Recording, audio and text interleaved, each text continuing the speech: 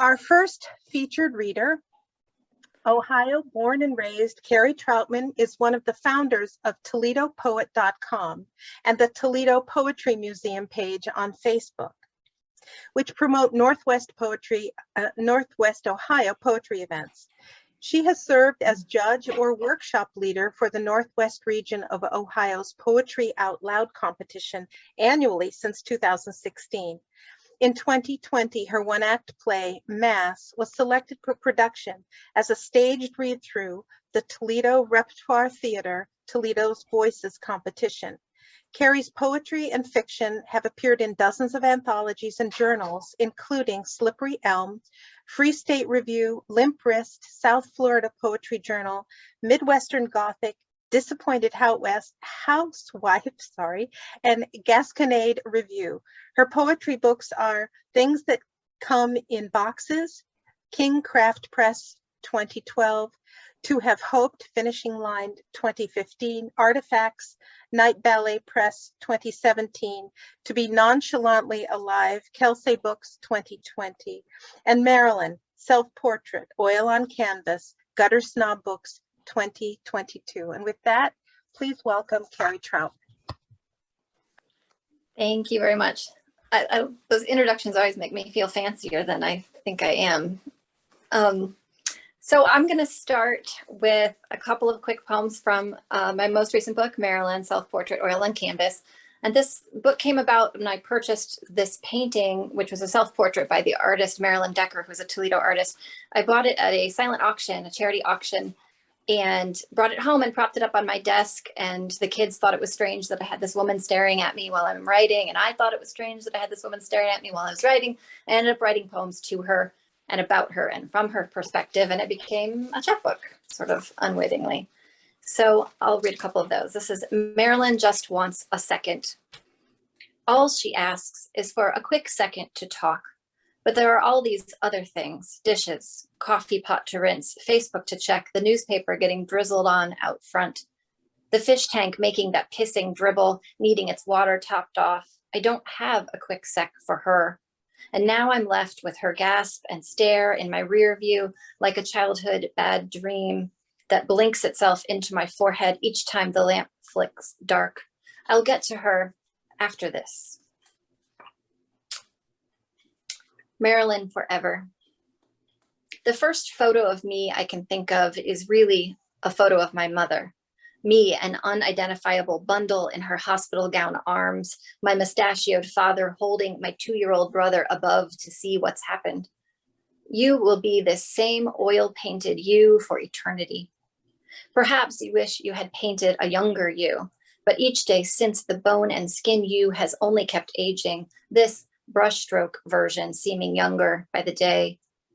Photos framed on bookcases are chosen for perfection. Instagram photos filtered for prettiness, posted for show-offedness or professionalism, silliness, shock, or some holiday. You chose yourself forever, straightforward, eyes forward, teeth parted, hair pulled back, blatantly yourself here.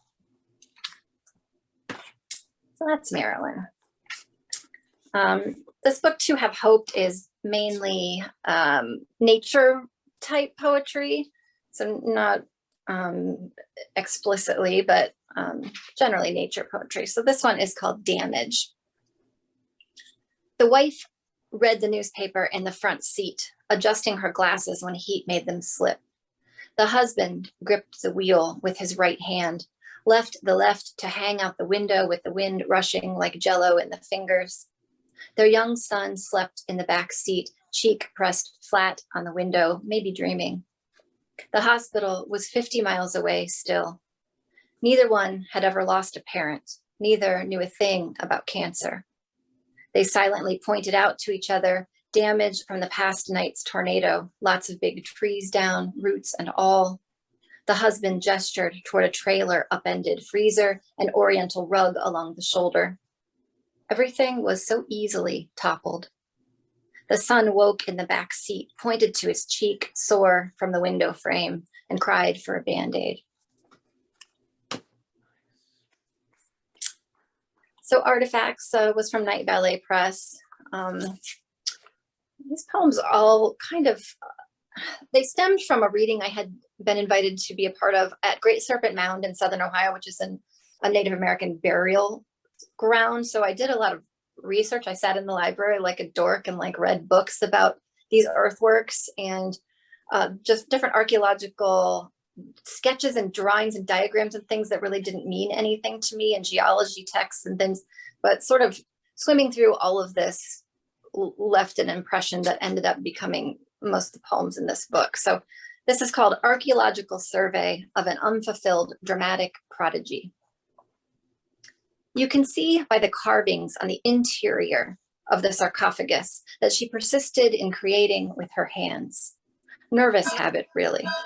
Note the lack of fingernails, the hair twirled in anxious whorls. She was always crawling into nooks, the narrow underneaths of beds, the dead intersection between armchairs placed at right angles to one another, which often meant under an end table. Her own skull. If she saw a staircase, her first thought was to look below to find its stuttered angled ceiling closet. While curled inside, she longed to burst free. While free in the wide oxygenated outer side, she longed to be stuffed in a steamer trunk or a gray footlocker or a window seat hinged along its spine to store wool blankets. Whether inside her nooks or free in the air, she longed to deliver Shakespearean monologues, and often did, though to no audience, and to sing aloud despite lack of skills in song or dancing. Her desire to erupt into words, in tune, in general orange efflorescence scratched at her from her insides like an egg tooth. Her insidedness, some creature lacking proper wings, lacking chirp or howl, melody, claws, or growl.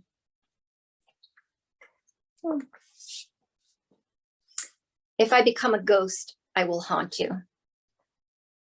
I will hover over your bed to ensure your undisturbed sleep. I will lie on your couch just before you do to feel your body on mine, your muscles relaxed inside your skin and hair and sweat and t-shirt. I will read over your shoulder. I will cry with you and let your tears burn me. I will lullaby away the worry in your forehead. I will stand behind you at the stove, trace your arms' motions as if I was feeding you, the children, as if I could provide warmth and sauce. I will send chills down the necks of other women who love you, yet shove your hips towards theirs if that's what you need. I will stand face to face, inhale or exhaled breath so none of you is wasted. I will bathe in your voice, and I will hate a little bit those whose voices you hear and will listen for you to speak my name. So this book, To Be Nonchalantly Alive, came out in 2020, so in the middle of the lovely COVID pandemic. There are a lot of poems in here that are food related, and specifically fruit just sort of ended up that way. So this one is one of those. This is called Two. 2 bites until I knew I did not like persimmon. 2 halves of fruit on the countertop, 2 spoons, one for me, one for my mother, scooping into luminescent flesh-rind cups for orange doses, her 2 eyes offering, my 2 feet on the kitchen tiles, 2 light sources in the room, the evening TV news and the Christmas tree. 2 fruits I'd rather be eating, Granny Smith apple, tangerine, both in bowls full beside the coffee machine, both juicier than the fuzzy persimmon like a swallow of carpet. 2 more mouthfuls, trying, like 2 other tastes combined, pear-scented soap and pumpkin. 2 textures, styrofoam and wax. Her spoon in and up again, me wishing I found what she did. 2 other children upstairs who refused to taste, my 2 hands on the countertop, 2 spoons.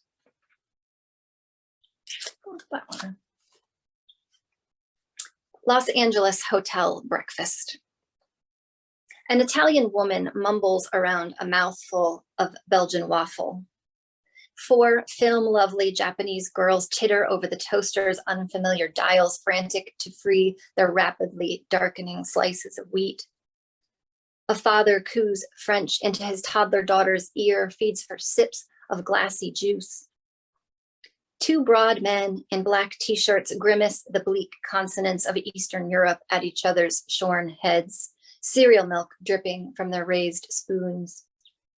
The sun will coax us all out to LA's discombobulated streets. Our necks will crane upward toward billboards in rotation, downward to grimy embossed stars gasping at glimpses of beauties who may or may not be famous. Fingers sticky with the juice of ever-present fruits tumbling from street-side markets and carts like heaps of toys in the playroom of a spoiled child.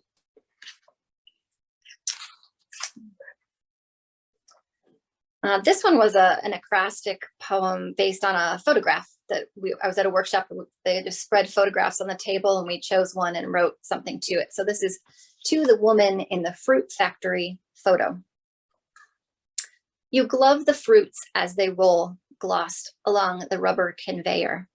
I do not know what they are, nor which I should select, if prompted, the chartreuse or those blushed coral ashamed of their own ripeness. Why do you reach for the fruit you do now? To reject it, flawed, or because it represents the ideal? Or to pocket it in your apron, glancing first over your shoulders for your youngest daughter? Are they her favorite? Those fruits you sort, might someone melt them into jam or apply their juice to open wounds or steep their seeds for tea to calm viruses of the chest?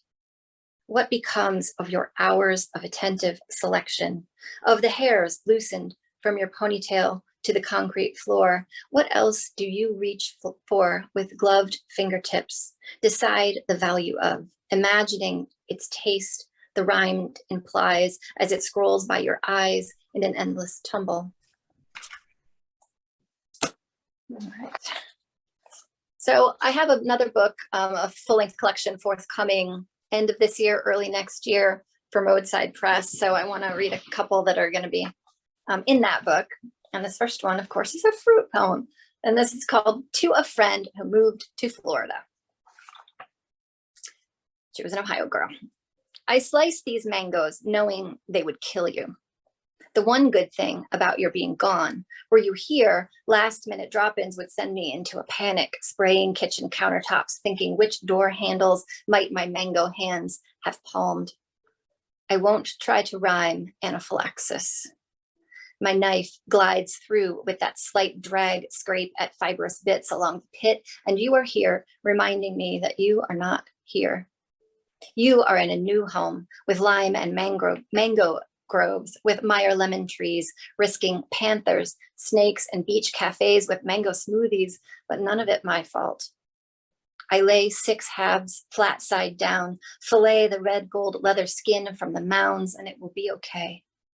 Juice can compromise my cutting board. I won't be slicing anything else for you. I won't try to rhyme epinephrine. Your throat, a dozen states away, is open wide and wet in humid May. Your lungs inflate despite the orange sweet I swallow.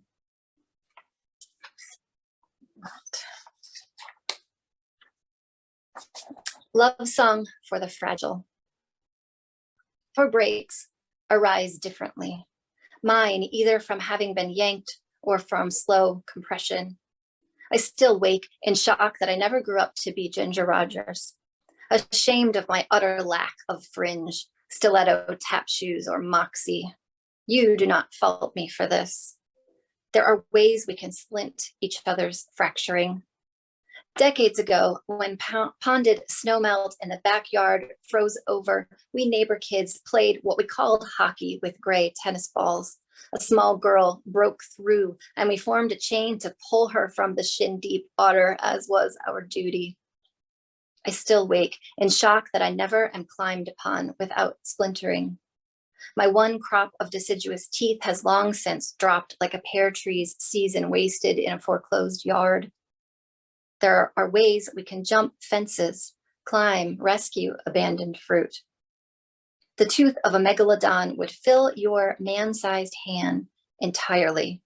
I have no exoskeleton, no horns or scaly hide. I still wake in shock that you have never seen me broken.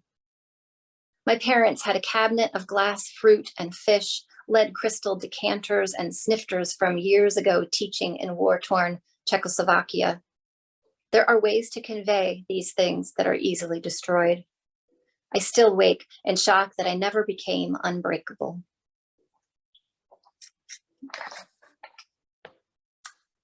How am I doing on time? Maybe one more? Okay. Two more? Okay. This is As You Are Vasectomized.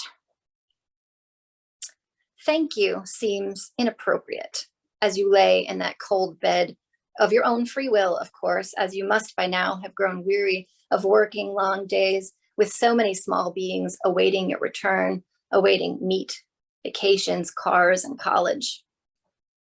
As the needles are jabbed, paused in what would be your last choice of places, do you recall epidurals, IVs, episiotomies? Do you multiply your 30 minutes of do you multiply your 30 minutes by 5, by 20? Do you think me brave? As you recover in your usual chair so the kids see no real difference, save for my fetching of soda, of Vicodin, of soup, and save for the bag of frozen peas where men crave normally heat, do you recall my slow easing on and off of chairs, my tentative hikes upstairs for loads of laundry, toilet scrubs, and my cringing kneeling over bathtubs full of slippery babies and coaxed to bed? Do you resent the lack of flowers, of greeting cards and gifts, and nothing new to snuggle soft at our breast? Do you regret losing the maybe one more, the maybe later, or fear the loss of those already yours to sickness, crashes? Once they are again mine, I promise to be good to you and to them, to be gentle at first like you have been so many months to my round self toppled on my side and to my tensed, reluctant body, fearing I'd never return myself completely to you.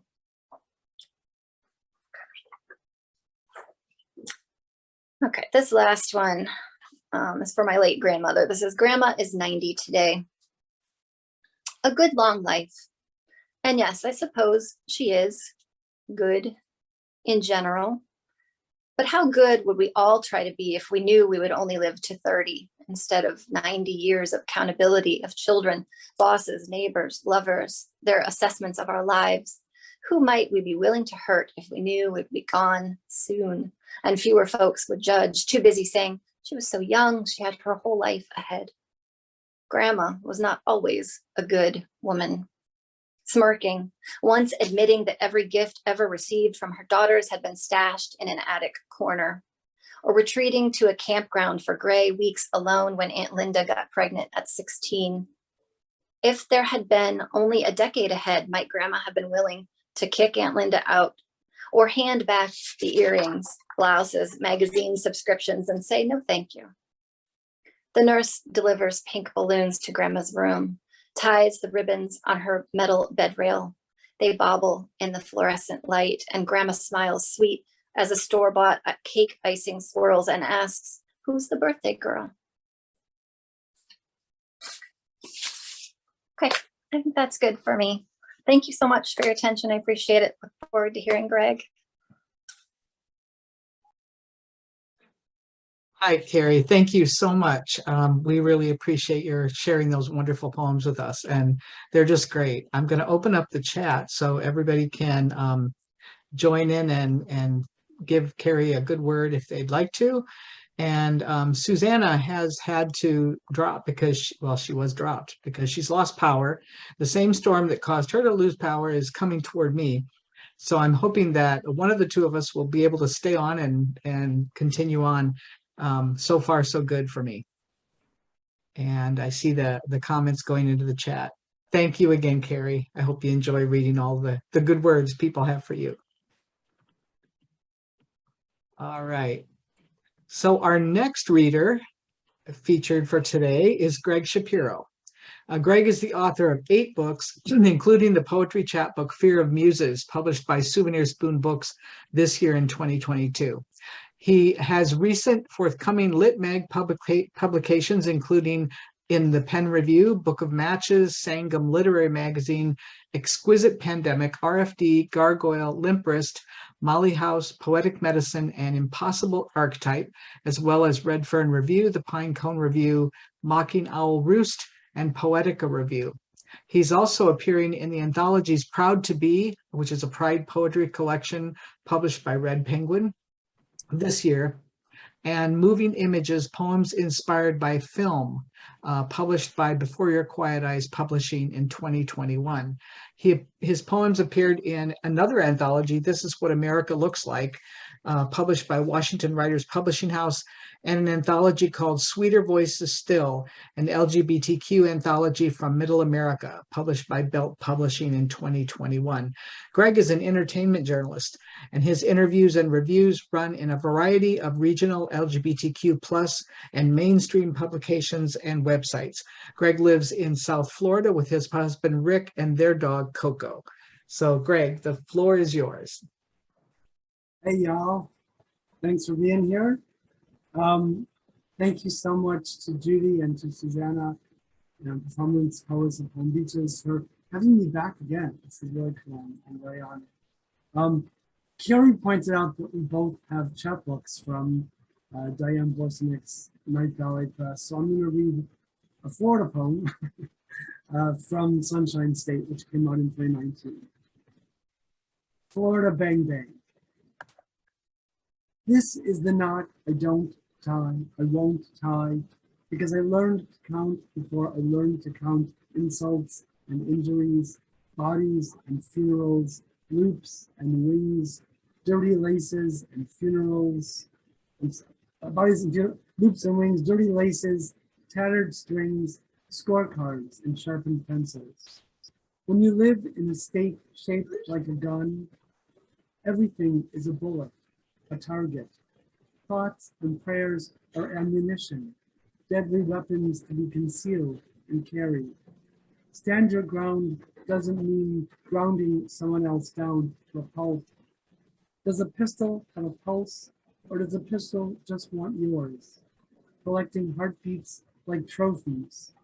Does a hand know beforehand what it will tell the fingers to do? What if the gun owners, the stubborn Second Amendment defenders, turn their arms on themselves first? When do we stop asking, was that thunder or gunshots? Could we ever get used to the silence? The end of random violence. This next poem is in the anthology that Judy mentioned, Proud to Be, which just came out recently, very recently. This is Excuse me, Gregg. Yes. Somebody asked if you would just speak up. We're having trouble hearing you. Thank you. Sure. Is that better? Hopefully that's better. Yeah. This is called How to Float. Listen to Doris Day singing, once I had a secret love, no more than 214 times a day, or an amount equal to your heartbeat on an especially loathsome or love-soaked Valentine's Day when you were 9 or 19 years old. Avoid singing or humming Que Sera, Sera like a cheating ex. Otherwise, whatever will be, won't be. Bat your eyes, but try not to think about baseball bats, Christian Bale as Batman, vampire bats, or batty old ladies like Aunt Clara on Bewitched. Be bewitching without twitching or casting an irreversible spell. Spell it out in letters big enough to read from a great distance. Keep your distance from boxes of chocolates, bouquets of flowers, anything associated with allergies and fevers of the flesh. Flesh out as much as you can about his past, your past lives, lived among roaming tribes, romantic royalty, plundering pirates, or tricky tricks. Obsess over his handsome profile on social media sites you wouldn't ordinarily visit without an experienced guide, instruction manual, or some form of protection. Frequently check your breath, your pulse, your email and phone, your hair, and anything reflective, with the exception of his mirrored sunglasses. Dress for sex, for success, to impress. Don't forget to wear clean underwear. Remember, what your mother told you about reckless drivers and crosswalks. Cross with the light, cross your heart and hope to die. Of embarrassment, if he ever catches you crossing your heart. Hide the doodles, the scrawled hearts on binders and spiral notebook covers containing the swirly equation of your initials in a place so secure that even you have trouble remembering where it is. Cover your ass. Remember, he doesn't even know you're alive. These next two poems are in the brand new issue of Gargoyle magazine, which issue number 75, which is the last print edition they're doing. They're going to be online after this, but this is the last print issue according to the publisher. This is called The Hand Washer's Tale.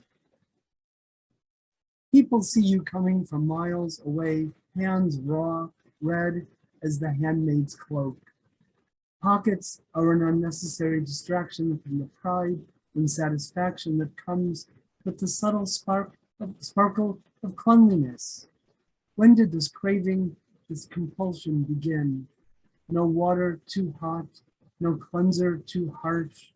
Never interested in digging in the dirt, filling the backs of Tonka dump trucks with rocks and worms, broken glass, rusty nails, found coins, like the other boys with their caked, blackened fingernails, tagging each other barehanded with baseballs, tackling each other on playing fields.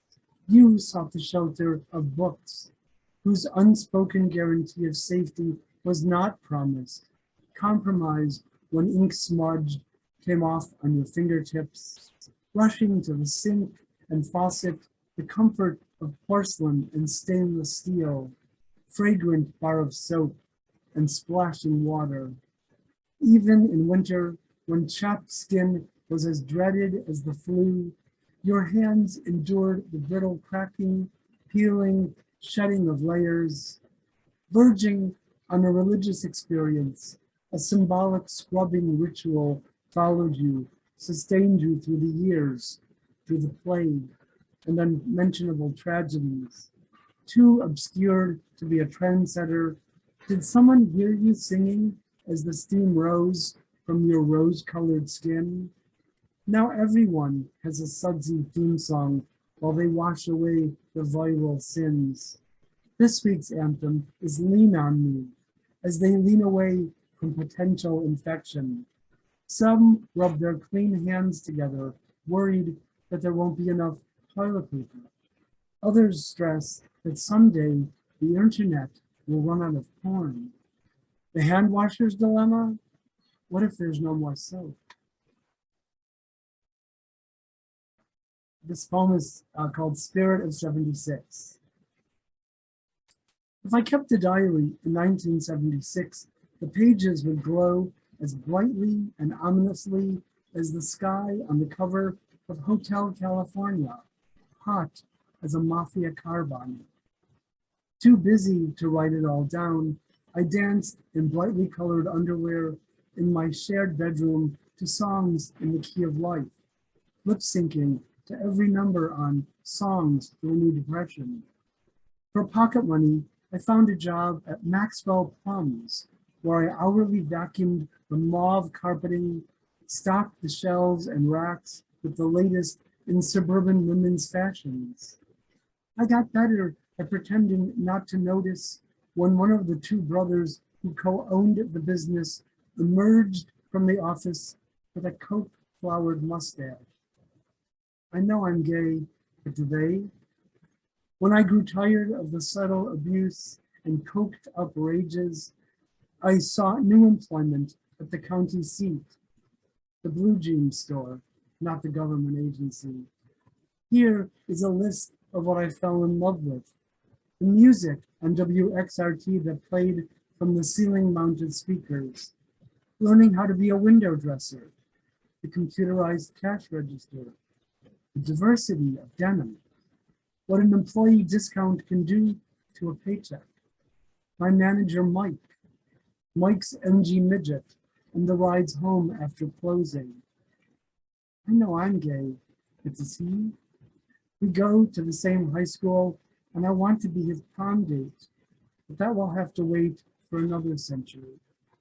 When we go to see A Star is Born, I have to hide my tears, but he doesn't hide his boredom. I know better than to talk about Mary Hartman, while we're folding 501s, both soft pre-washed and stiff unwashed, putting turtlenecks and Levi's jackets on hangers. I want to kiss him in the dressing rooms, 2 pairs of feet visible below the swinging louvered doors. Listen to the erotic pop of his button fly. I know I'm gay, shiny and new as a bicentennial quarter. Thank you. And now I'm going to read some poems from the aforementioned Fear of Muses, which just came out in March of this year from Souvenir Spoon Books. This is called Outside In. Kate Bush knew what she was talking about when she sang, outside gets inside through her skin. Just ask the mirror while your body, not your friend, never your friend, begins its systematic betrayal. First, the eyebrows, formerly arched without plucking or maintenance, now wiry and erratic, capable of injuring innocent victims during unwelcome embraces, potential stunning weapons. Flesh stretched beyond elasticity, uncooperative and mutinous, sets about its shaming mission. People laugh good-naturedly when you tell them you undress in the dark, but you are serious as a lesion. But really, what does it matter if you can't see your reflection anyway? Fuzzy, cloudy, smeared, muted, lightless, and focusless. If you were a camera, you'd be stored in the back of the bottom drawer of a questionable rusty and creaky file cabinet, along with the dead motor Walkman, the leaky souvenir mug, bent wire hangers, Dusty's ashes, unsent RSVP cards and corresponding stamped envelopes, an ancient wooden mousetrap, stained overalls, and the slinky that wouldn't. Fill a dollar store toolbox with safety pins and aspirin, pliers and gauze, brightly colored electrical tape and earplugs, a glass bottle of India ink and the president's hairpiece, tailor's chalk and expired condoms. Pour yourself a steaming cup of strong, hot herbal tea with a side of sympathy. If you recall, George Michael told us he preferred it outside. Thank you. This is the title poem, Fear of Muses. Never, ever tell anyone you hate Walt Whitman. They will look at you askance. They will never ask you to dance. Even if you don't say a word, you know they are dying to ask you why you left leaves of grass on the subway platform near the edge, so any clumsy, distracted, unsuspecting passenger boarding or exiting could kick it onto the third rail, where it will sizzle like the sunny and ample lands in Song of the Redwood Tree. Best not to mention in polite conversation how you wish that Lavinia Norcross Dickinson would have minded her own damn business, left her sister Emily's poems stashed in the drawer where she found them. If they listen closely, they may hear you humming to yourself, a melody that possibly resembles Amy Mann's Stranger into Starman about Anne Sexton's Star Whales, or Cemetery Gates by the Smiths.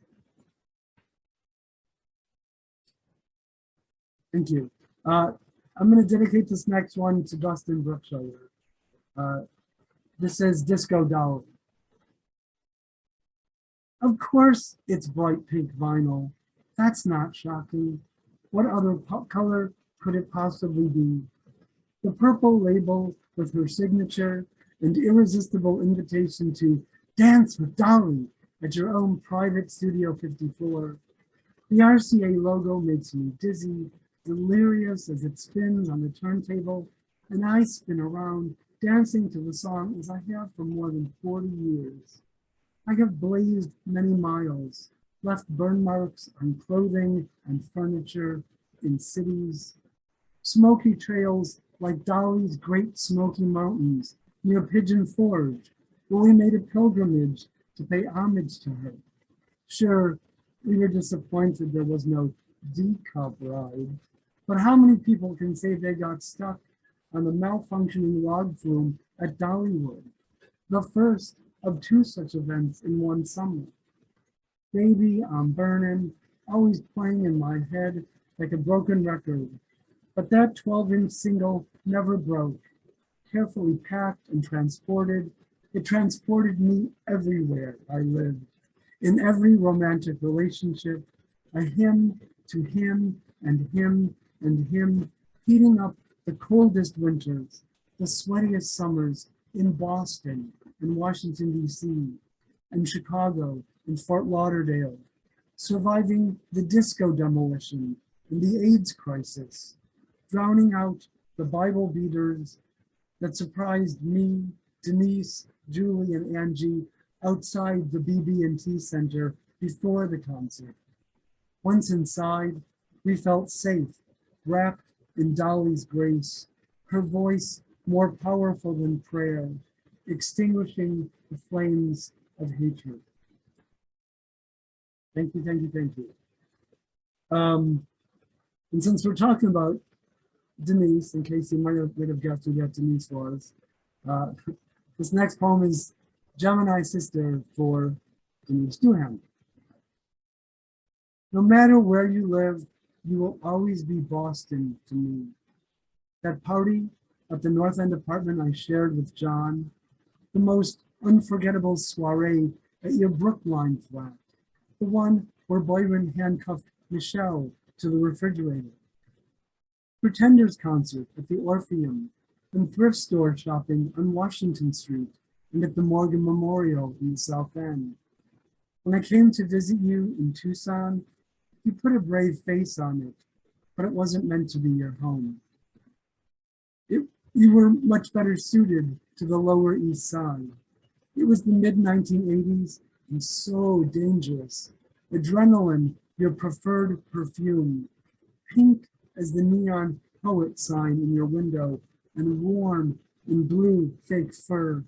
I envied you every second of your poetic life there. You put in your time and earned that fabulous place on 23rd Street, down the block from the Chelsea Hotel, and a short walk to the Cowgirl Hall of Fame. Not even Lewisburg, Pennsylvania could dull your luster.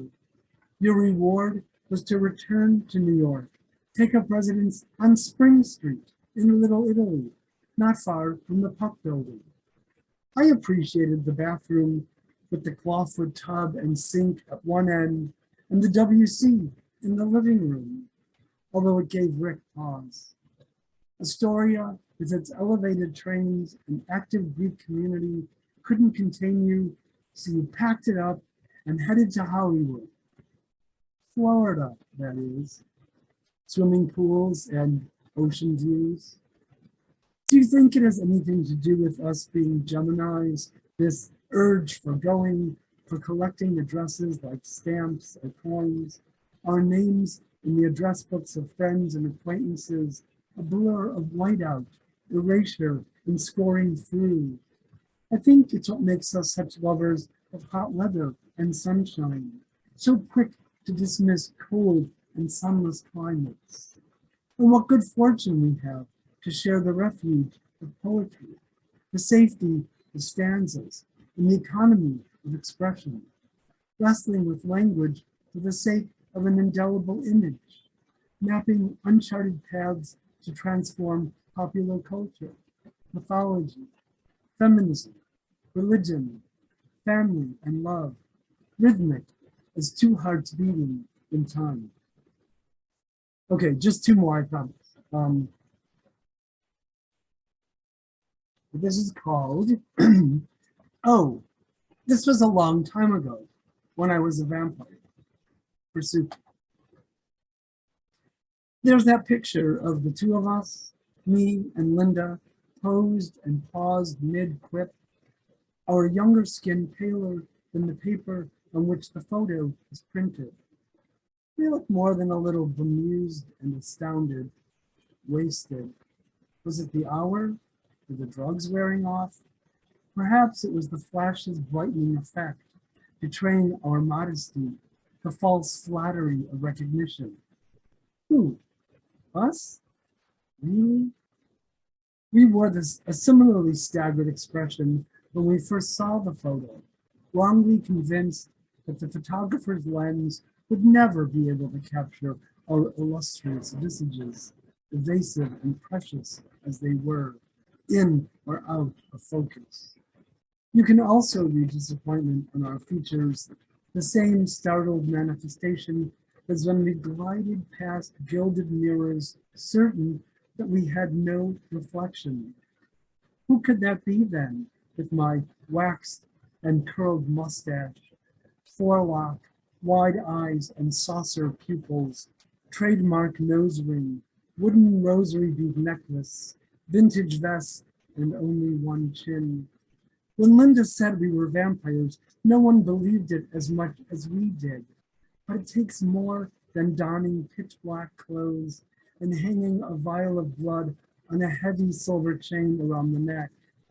So she sharpened her sturdy nails into claws, routinely avoided sunlight, cold her eyelids, darkened her lips, over-dyed her straight hair a gloomy shade of ink, thinned her frame, and learned to stare through anyone who dared to cross our path. We only singed a little around the edges when crawling through the grimy, potholed alleys behind smoke-choked bars en route to the nearest subway station, elevated train platform, or taxi stand. As sunrise threatened to erase us from the night, our ears ringing with Gothic lyrics and music, sleep the next murky act in the play we were writing, even as we performed it for anyone willing to be a captive audience member, to applaud at precisely the right moment.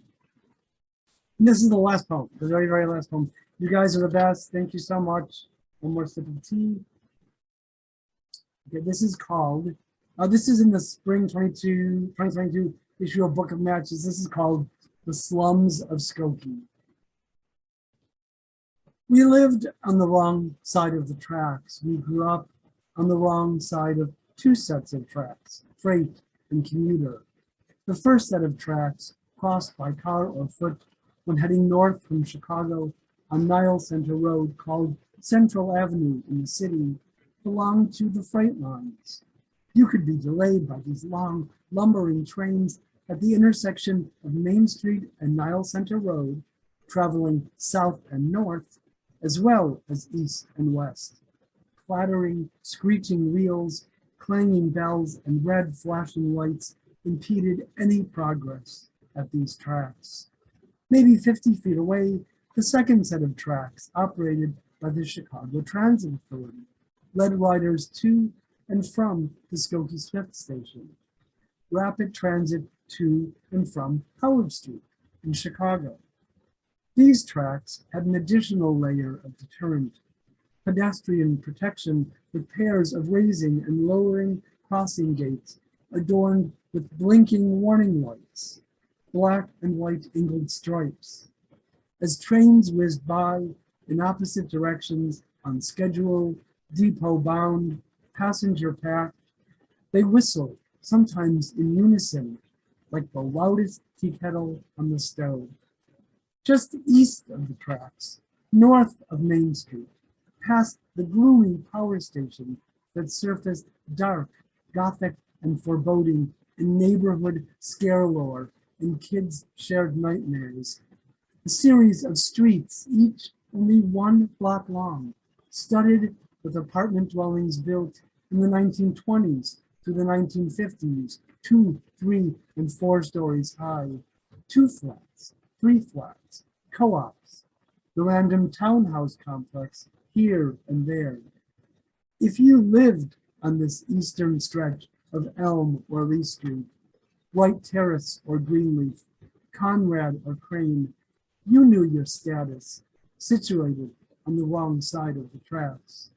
You didn't even have to squint your eyes that much to see the big brick post-war construction split-level single-family homes west of the tracks, west of one of Skokie's terminal avenues, to grasp that you had drawn the shortest possible end of the stick, sharpened into the kind of weapon you'd need for protection from your wrong side vantage point, sure to poke your eye out as you ran with it, fast and far from the dividing line, rails raised and rusted, real or imaginary as trains rumbling through every reverie, every sleepless hour. Thank you very much. Thank you. Thank you. Thank you, Greg. I'm sorry, my transmission is poor, and I know Judy jumped in. There's a terrible storm here, but thank you so much, Greg and Kerry. This would be a really good time. The chat is open, so while I'm doing a little bit of business here, it would be a really great time to let the poets know what you think of their work or how you felt about it. And I'm just going to let you know that we do have our reader confirmed for, we have 2 featured readers in August, and we have Catherine Prescott Esposito confirmed for August 14th. So same time, same bat channel, but we are waiting on the second featured poet to let us know. So I will segue with a poem that, if you look outside, it certainly doesn't seem to apply, but it's a famous, nonetheless, wonderful poem. Famous isn't always wonderful, but it's a wonderful poem by Mary Oliver, The Summer Day. Who made the world? Who made the swan and the black bear? Who made the grasshopper? This grasshopper, I mean, the one who has flung herself out of the grass, the one who is eating sugar out of my hand, who is moving her jaws back and forth instead of up and down, who is gazing around with her enormous and complicated eyes. Now she lifts her pale forearms and thoroughly washes her face. Now she snaps her wings open and floats away. I don't know exactly what a prayer is. I do know how to pay attention, how to fall down into the grass, how to kneel down into the grass, how to be idle and blessed, how to stroll through the fields, which is what I have been doing all day. Tell me, what else should I have done? Doesn't everything die at last and too soon? Tell me, what is it you plan to do with your one wild and precious life? All right, so that gets us on, is Dustin still here? No, all right. So our open mic, we have, Lenny, are you reading? Yes or no? Thumbs up, down? Yes, thumbs up. Okay, very good. So our first open mic reader is Melissa Chappelle. Melissa, would you like to read?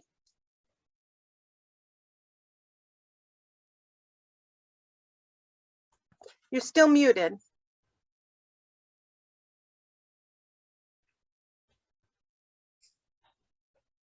Is that it? Am I unmuted now? Yes, yes, go Okay. ahead. I don't usually begin my poems by having any kind of explanation, but I did want to say that this is about school shootings, and I just wanted to say that it's not about one in particular. It's just about school shootings in general. So it's called Cosmos. Does a bullet have disdain for its target? Though my eyes have not seen, nor my ears heard, I imagine them spraying in terrible, glimmering constellations, sparkling against whiteboards, a teacher's red dress that she chose that morning when first blossoms began appearing, breaking the brave earth. The cosmos flower was named such by Spanish monks because its petals were so perfectly aligned, just as they imagined the cosmos. Yet the thundering chaos surrounding children and teachers betrayed the monks' well-ordered stained glass vision of the cosmos. Their ancient wisdom would not bloom in these halls today. Only the killing vines of tenebrous confusion, chaos, some other reality. Do you remember the sirens? Forget not Rachel, once again weeping for her children. Do you remember that the jessamine was long crushed into the earth? Do you remember how we walked outside like Adam, like Eve, to escape the garden joy, now smashed like a wine glass at a wedding? Tears with no utterance in rivulets ran down our faces, but they fell glimmering to the earth. It began to rain in a silent crescendo, drops falling in constellations onto the wearisome, unweeping, cracked skin of the earth. This time hold disdain for us. An ancient wind blew through a sorrowing corridor of our minds, from a time when promises were stronger than death, that come unbidden in the night, playing upon the frayed strings of our hope, that a cosmos shall flower in winter.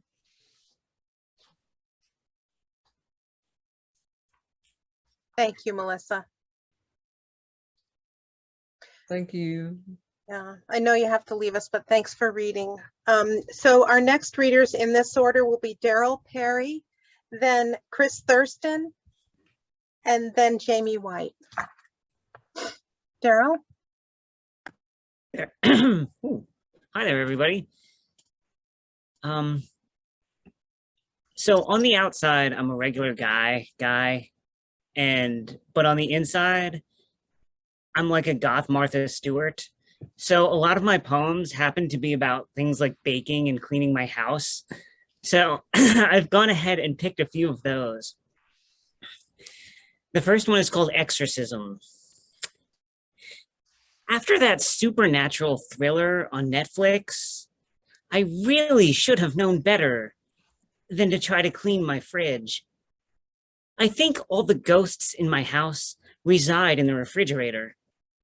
I can see the remnants of the poltergeist's untold havoc and destruction amid the jars and bottles of condiments in the door. Hear the raspy whispers echoing through ancient leftover containers, and sense those silent spirits that haunt the no man's land between the jellies and the salsa. But unlike any ghost hunter or paranormal investigator on TV, I have no EMF detectors, no night vision video cameras, no voice recorders for gathering EVP. I have no blessed crosses or spells or magic crystals. I go in armed only with a dish rag and soapy water to exorcise my demons and purge the evil from my home. Okay, the next one is called Pumpkin. She warned me what I was getting into, said she was too spicy for some people's liking. I laughed and assured her that after half a lifetime of nothing but crushed red pepper, she tasted to me like cinnamon, nutmeg, maybe a hint of ginger to keep things interesting. I'm not getting any younger, and I'm about finished with main courses that burn my insides. It's high time I had a chance to enjoy some pumpkin pie. And I'm going to do one more, and this one is called Corel. I have a feeling a lot of people in this room are old enough to remember Corel. And maybe even still have some. I do. This legacy bequeathed to me is not my legacy, not my family heirloom dishes, but close enough for similarities, for time spent in that house with the same amenities, the same coveted black box, which granted access to all the pay TV channels without the prerequisite fees. Holding a single plate in my hand at the sink, running tap, bubbling suds everywhere, I feel inspired to eat in the living room with my friends, watching cartoons, just like old times, when we would perhaps surf by the porn channel, no longer just a blur of squiggled multicolored lines with uninhibited panting and groaning, but a full, grand, full frontal view of all the lurid action that we, as kids, weren't supposed to see. That power bequeathed to us by this technically illegal device that was used to define middle-class wealth in the 1980s, this privilege, now rendered inert by the internet, would then necessarily have compelled us to turn the volume up, up, up, just to hear our parents' shouts of, "Turn it off!" from the next room over our chorus of raucous giggles. Thank you, Daryl. I hope you'll join us again. Okay, so next is Chris Thurston and then Jamie White. Following Jamie is Amanda Russell. Chris? Hi, so this is a month late for Father's Day, but it's a poem about my father and more. Mother Courage and Her Children. In this black and white photograph, Yvette is talking to the old colonel. My father in Brecht's play, set during Europe's 30 Years' War. He wears a huge gray hat and greatcoat. The two characters are spotlighted on the dark stage. The colonel wrinkles his forehead, looks at her as if puzzled. 2. My father doesn't know that this moment is his high point as an actor. Doesn't know, along with the rest of us, that these were the country's last few months of peace. Doesn't know my mother would die the week of 9/11, not in the towers, not in the planes, but of a fast-moving cancer at the beginning of our country's own long war. Thank you. Thank you, Chris. Next is Jamie White, Jamie, and then Amanda Russell. Good afternoon, everybody. Nice way to spend the afternoon. Greg and Kerry, you are terrific. Kerry, I have a rhyme for anaphylaxis. Banana taxes. Sorry, couldn't resist. Okay, so I have insomnia, several poems about insomnia. This one goes like this. Here we go again. Two poets comparing notes on problems we have sleeping. Tedious, restless hours. Drip, drip, drip of thoughtless thoughts. A leaking faucet we can't fix. Unending regrets and fear. A smoldering, burned out car, still lurching its way uphill. Flight or fight is a bad joke, and who the hell needs that now?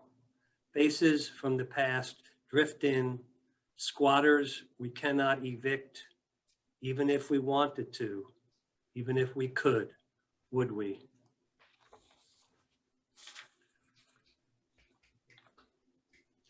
Mr. Liability.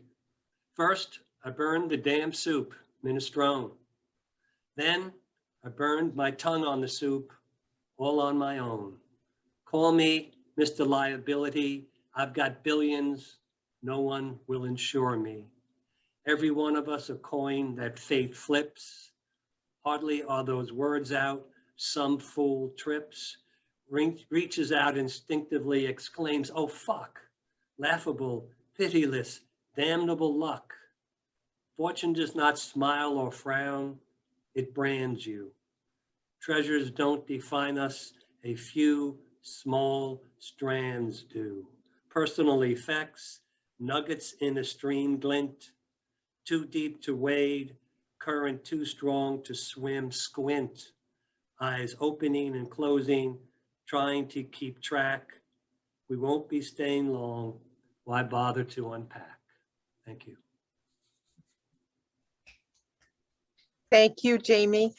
Okay, so next is Amanda Russell, followed by Ken Holland, and then Patricia Whiting. Amanda? Hello. Okay. I liked that, Jamie. We won't be staying long, so why bother unpack? That was funny to me. I'm in the middle of moving and unpacking right now, so Good luck. thank you. So I'm a little bit disorganized today. I'm going to read two older ones, but I don't know that I've read them here. So this one's called Birth Is, and it's in two parts. Birth is life opening into love. The pomegranate trees shed flowers, yet are laden with fruit. I sit beneath one, raking air into dirt, contracting worlds, singing a simple hope. Teach me wisdom in my secret heart. 2.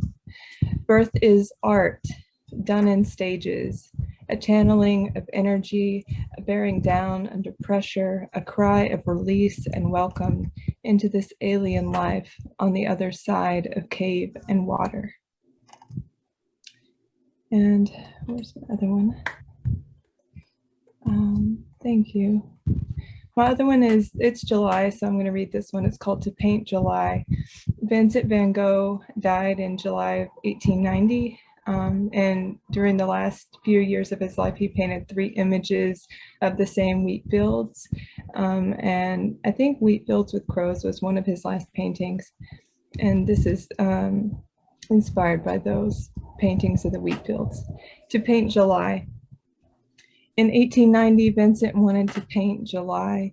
And so we see her now as she stood then dressed in wheat fields of gold, under crows, under thunder, wrapped in cloud shine, wheat swept and wet, standing high as sky, reaching sky as hope full grown, and the incarnation of light made sustenance the daily bread of nourishment, whispering in wind, this is my body broken, tilled, and filled before you. This is the braid of every music coursing through Mother Earth's umbilical chorus, the sun's brilliance brought to fruition through the friction of seasons. This is the living bread kneaded and risen to the height of hallelujah. July in her dance of chemistry, in her sacred accessibility, stood open-armed. July in her thunder of wanting, in her clouded division, in her crow wings laying out her treasures, unboxed, unvexed, unhurried augustness. He wanted to paint July, and she stood before him bare. Thank you. Gorgeous, gorgeous, Amanda. Thank you. Okay, Ken Holland next. Ken, and then Patricia Whiting. Okay, thank you. And Kerry and Gregg, really good.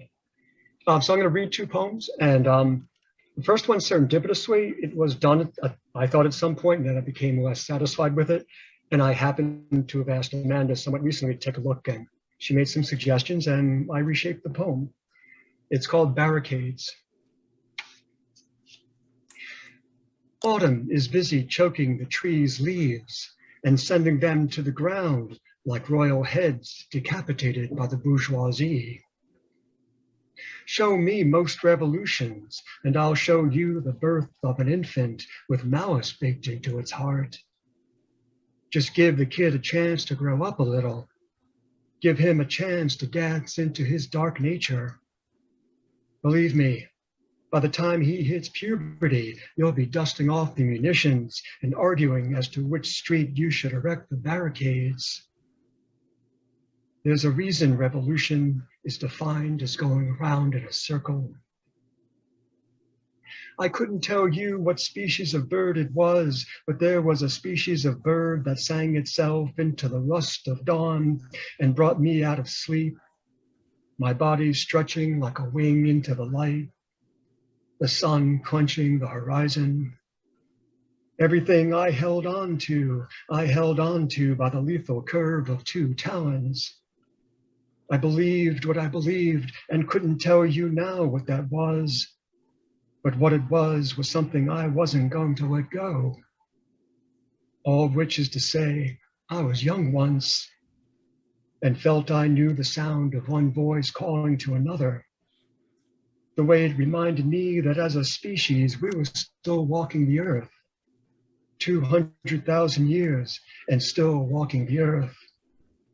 Enough time to have learned the erotic tease of strip mining, the beheading of coal country mountains, what the guillotine severed, leaching down into the river, its current running red. Once, it was easy to wake in the morning, look at myself in the mirror, and shave the discontent from my face. Now, outside, someone has begun to build barricades again, stacking up all that we've abandoned, meaning ourselves, meaning our bodies, there on the street, outside my window, barricades. Thank you. So the second poem is called Before the Fall.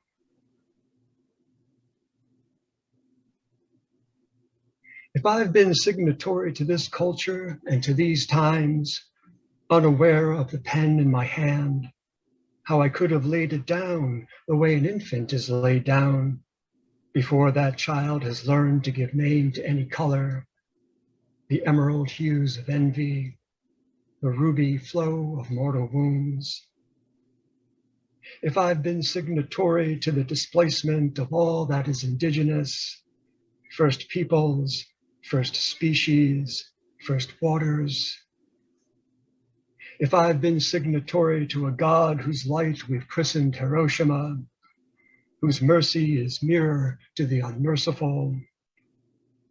If I've been signatory to every proclamation proclaiming genocidal depopulation, bonfires feeding on the flesh of books and the cloth-bound spines of men. If I've been signatory to any woman forced to fulfill in the fullness of time the full term of what's fully unwanted. If I've been anything at all, it's to have been no more than a child just before the fall. Not too heavy. Thank you for listening. I appreciate it. Thank you. Thank you, Ken. And next is Patricia Whiting, followed by Lenny Della Rocca. Patricia? Hi. I was going to read something new, but I forgot. I don't want to read them since they're being recorded. So this one has been published in the Thimble magazine. Falling Stars. I never knew what total darkness was until the night of the hurricane with windows boarded up. Sadness comes in small increments. In the terrorist's apartment, eggshells and onion skins were all that remained. How to describe music to a deaf person? Cobblestones mark the spot where the Berlin Wall used to be. In the parking lot, an old man tells an old woman, "Get out of my life." Reading the line in an Anne Sexton poem. We are made of stardust. Sand is the excrement of sea creatures. Fishing with my father, He scrapes the scales with a sharp-edged knife, gives me the bladder balloon, filling the big freezer in the den where the jigsaw puzzles are piled in one corner. How did you learn to cook? My mother asked, not remembering our times together in the kitchen. Thank you. Thank you, Patricia. And Lenny? Thank you, guys. Judy, Susanna, as always, Performance Poets of the Palm Beaches is such a great space for us. And Kerry Trautman, I love your work. This was you were just fabulous as usual. Gregg, my friend, excellent. I love that Denise poem. That is so good. If you guys don't know this, but Gregg published Denise Duhamel's very first poem. The very first time Denise Duhamel ever published anything, Gregg is the one who published it. He was the editor of I don't remember what, Gregg, but it was some magazine he was the editor of. Anyway, I'm going to shut up and read some. I just wrote this the other day. Where'd it go? It's called No More Cartoons for now. All these years later, I think of the butter on the kitchen table in Bernie's house. Must have been there for days.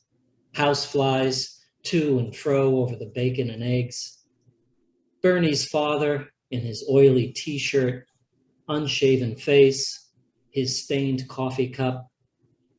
Bernie's mother looks at the boy on the torn couch, stinking of cat piss, says, "Why is that boy here?"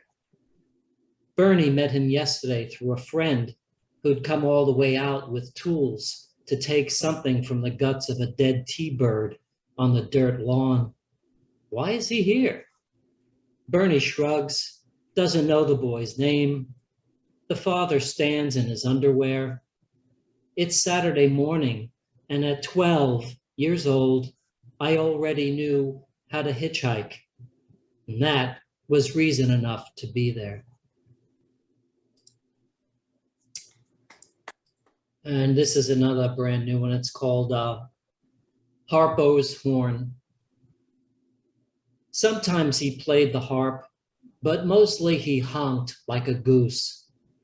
Comedic thief, stealing sadness from the sad, he prowled behind the unsuspecting, who jumped out of decorum, astonished to find this storm-dressed, grinning man, all agog with wild eyes and hair, his bicycle horn too silly for jazz, yet somehow operatic, a goony but sane manifesto, and he never said a word.